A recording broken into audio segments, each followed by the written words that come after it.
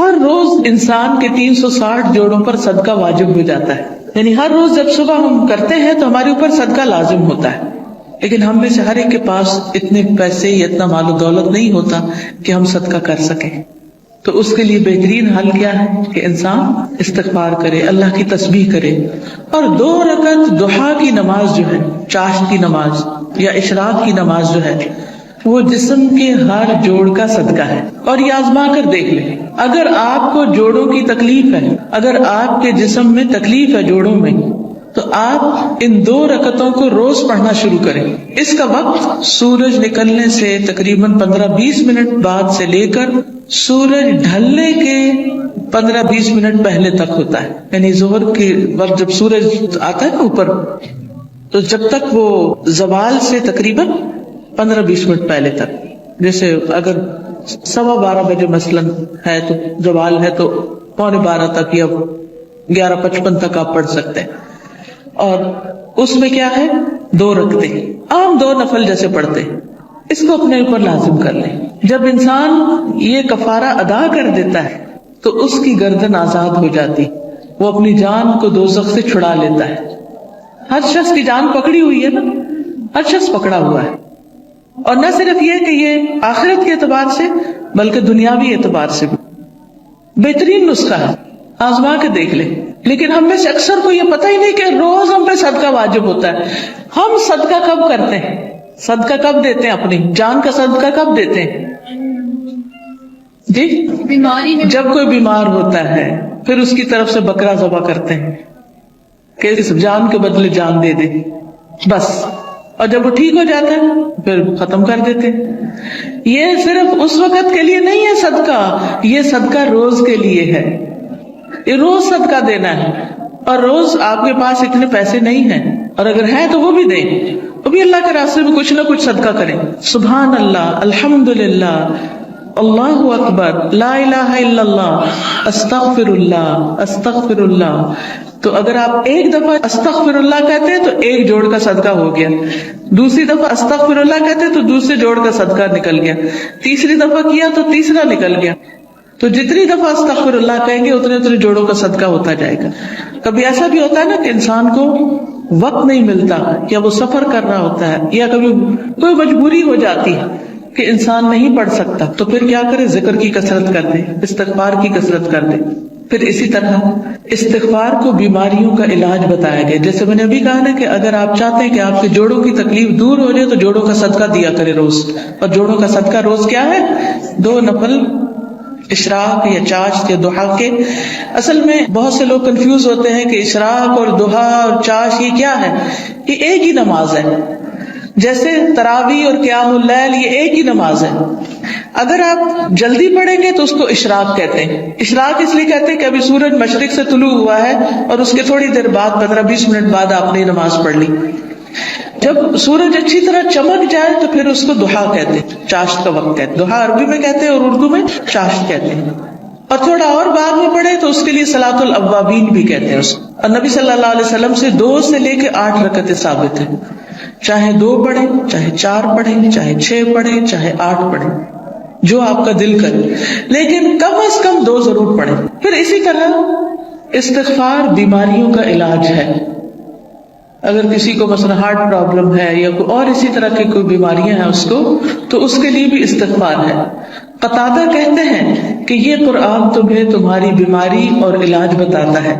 یعنی قرآن کے ذریعے تمہیں بیماریاں بھی پتہ چلتی ہیں. بیماریوں سے مراد یہاں روحانی بیماریاں اور خاص طور پر ذہنی پریشانیاں اور جذباتی اور دلی پریشانیاں, اور پھر اس کا علاج بھی بتاتا ہے. یعنی قرآن شفا ہے.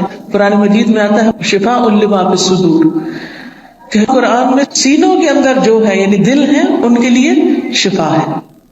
پھر یہ کہا گیا کہ گناہ بیماری ہیں. گناہ کیا ہے؟ بیماری ہیں, اور استغفار ان کا علاج ہے. پھر اسی طرح جو شخص استغفار کرتا ہے اسے فرشتوں کی دعائیں ملتی ہیں. قرآن مجید میں سورۃ الغافر میں آتا ہے الذين يحملون العرش ومن حوله يسبحون بحمد ربهم ويؤمنون به ويستغفرون للذين آمنوا ربنا وسعت كل شيء رحمة وعلما فاغفر للذين تابوا واتبعوا سبيلك وقهم عذاب الجحيم. جو فرشتے عرش اٹھائے ہوئے ہیں اور جو اس کے ارد گرد ہیں سب اپنے رب کی حمد کے ساتھ اس کی تسبیح کر رہے ہیں اور اس پر ایمان رکھتے ہیں اور ایمان لانے والوں کے لیے بخشش کی دعا کرتے ہیں. سبحان اللہ. یعنی کتنی بڑی سعادت ہے ایمان لانا, کتنی بڑی اللہ کی رحمت ہے ہم پر کہ ہم اس پر ایمان رکھتے ہیں اور آخرت پر ایمان رکھتے ہیں اور عقیدہ درست ہے, کیونکہ ایسے لوگوں کے لیے فرشتے بھی ان کے دوست ہوتے ہیں اور ان کی مدد بھی کرتے ہیں اور ان کے لیے دعائیں بھی کرتے ہیں. جیسے ایک اور جگہ پر آتا ہے ان الذین قالوا ربنا اللہ ثم استقاموا تتنزل علیہم الملائکۃ الا تخافوا ولا تحزنوا وابشروا بالجنة التي كنتم توعدون نحن اولیاؤکم فی الحیاة الدنیا وفی الآخرة ولکم فیہا ما تشتہی انفسکم ولکم فیہا ما تدعون نزلا من غفور رحیم.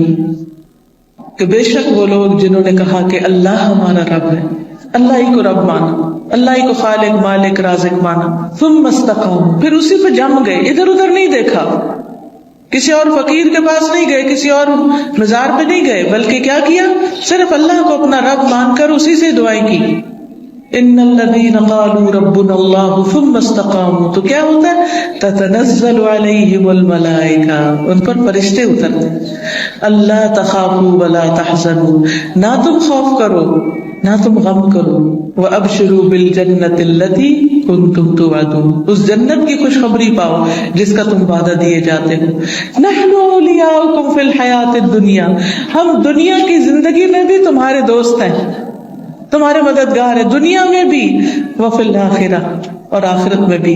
وَلَكُمْ فِيهَا مَا تَشْتَهِي أَنفُسُكُمْ, اور تمہیں وہاں وہ ملے گا جو تمہارے دل چاہیں گے, نفس خواہش کریں گے.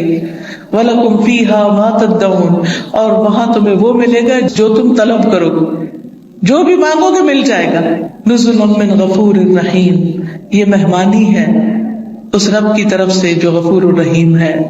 تو اس لیے جو شخص ایمان لا کے اللہ کو اپنا رب مان لیتا ہے, اسی کی طرف رجوع کرتا ہے, اسی سے مدد مانگتا ہے, تو اللہ سبحانہ و تعالیٰ اس کو مدد دیتے ہیں اور فرشتوں کے ذریعے بھی اس کی مدد کرتے ہیں. اور ایسے فرشتے جو اللہ کا عرش عظیم اٹھائے ہوئے ہیں وہ ان کے لیے دعائیں کرتے ہیں. اب دیکھیے کہ ہم سب کہتے ہیں, ایک دوسرے سے کہہ رہے تھے میں بہت پریشان ہوں, پلیز میرے لیے دعا کرو, اس کو کہتے ہیں دعا کرو, اس کو کہتے ہیں دعا کرو. لیکن جو لوگ ایمان لا کر اللہ کی طرف رجوع کرتے ہیں, استغفار کرتے ہیں, تو فرشتے بھی ان کے لیے دعائیں شروع کر دیتے.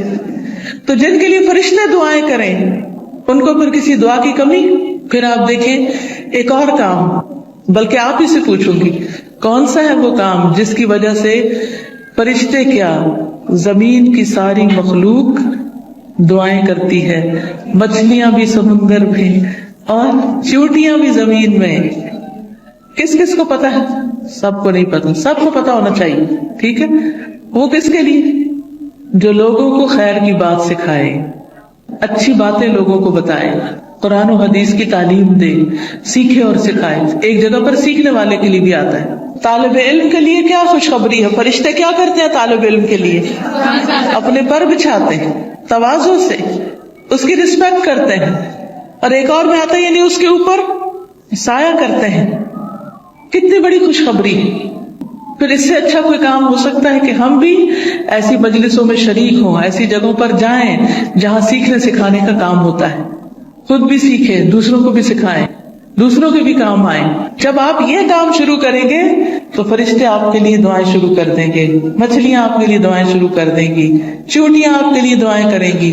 اور آپ کو پتا ہے نا کہ جب چیونٹی بھی دعا کرتی ہے تو اللہ تعالیٰ سنتا ہے. ایک دفعہ حضرت سلیمان علیہ السلام اپنے لشکر کے ساتھ نکلے کہ بارش کی دعا کریں, تو آگے گئے تو دیکھا کہ ایک چیونٹی اپنی پیٹھ کے بل لیٹی ہوئی ہے اور اپنے ہاتھ اوپر کیے ہوئے ہے, اللہ سے دعا کر رہی ہے کہ یا اللہ تو پانی برسا تاکہ ہماری پیاس ختم ہو, یعنی ہم سیراب ہوں. تو حضرت سلمان اپنے لشکر کو لے کے واپس چلے گئے کہ اللہ نے اس چیونٹی کی دعا سن لی ہے.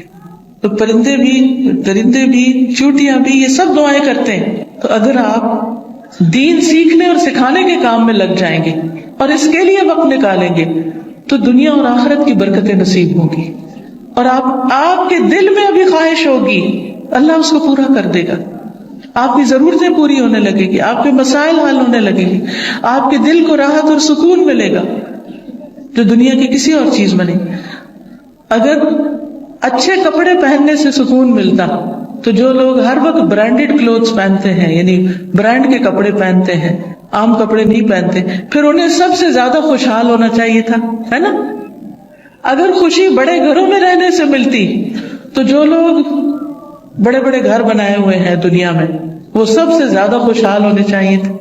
لیکن آپ دیکھیں کہ دنیا کے ایسے ممالک جہاں پر لوگوں کو ہر سہولت میسر ہے، اگر وہ خود کماتے نہیں تو گورنمنٹ ان کو وظیفہ دیتی ہے، گھر دیتی ہے، ان کے بچوں کی تعلیم کا انتظام کرتی ہے، فری میڈیکل سپورٹ ملتی ہے، لیکن اس کے باوجود وہ خودکشیاں کرتے ہیں. کسی چیز کی کمی نہیں مگر دل خوش نہیں، دل میں راحت نہیں، دل میں سکون نہیں. اور اس کے برعکس وہ صحابہ جو پیٹ پر 3 پتھر باندھ کے کام کرتے تھے، ان کے دلوں میں خوشی تھی، سکون تھا، اطمینان تھا. فقر و فاقے کی وجہ سے بھی ان کے دلوں کا اطمینان اور سکون نہیں گیا. آج اگر ہمیں تھوڑی سی بھی کمی ہو تو ہم پریشان ہو جاتے ہیں.